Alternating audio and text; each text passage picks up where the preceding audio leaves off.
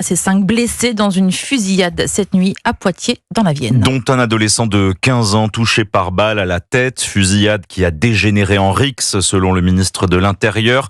Ça ne se passe pas en Amérique du Sud. On est à un point de bascule en France, alerte Bruno Retailleau, qui s'en prend, je cite, au narco-racaille. On retrouve sur place, en direct pour Europe 1, Stéphane Place. Bonjour.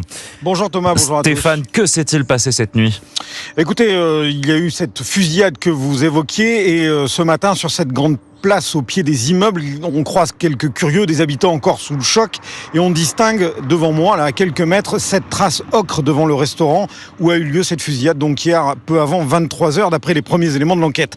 Des caméras de surveillance fixées sur un lampadaire situé pile en face de l'établissement où s'est déroulé le drame devraient permettre aux policiers de reconstituer le déroulement précis des faits. Des tirs d'abord, 5 personnes touchées, atteints à la tête, vous le disiez, un adolescent de 15 ans qui est aujourd'hui entre la vie et la mort. 2 jeunes qui seraient âgés de 16 ans ont également été blessés gravement.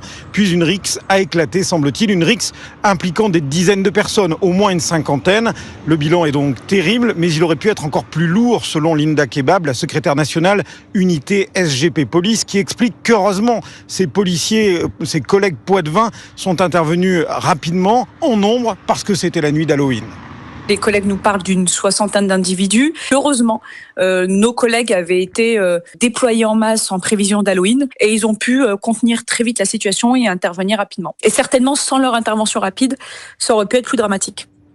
Le procureur de Poitiers fera un point presse à 17h. Le magistrat donc donnera des précisions sur les investigations en cours et sur les circonstances qui ont conduit à cette fusillade sur fond de trafic de drogue, d'après le ministre de l'Intérieur. Merci Stéphane Place, en direct de Poitiers pour Europe 1.